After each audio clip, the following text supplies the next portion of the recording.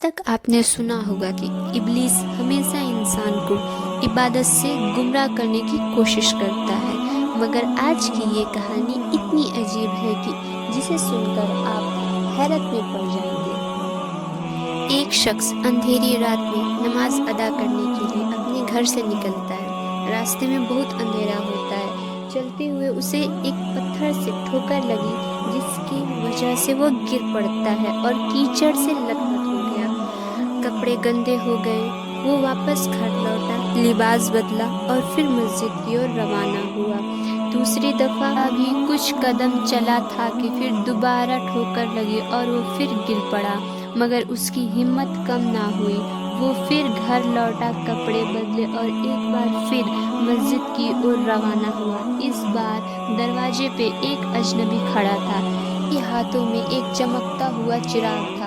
अजनबी चुपचाप उसके आगे आगे मस्जिद की तरफ चल पड़ा। चिराग की रोशनी में रास्ता साफ नजर आ रहा था और वो बिना किसी मुश्किल के मस्जिद पहुंच गया।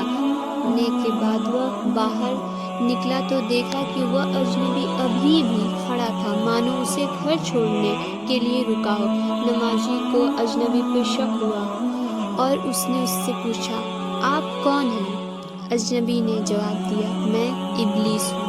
ये सुनकर नमाजी हैरान हुआ और बोला, शैतान, मुझे मस्जिद तक कैसे छोड़ने आ गया? तेरा काम तो लोगों को गुमराह करना है।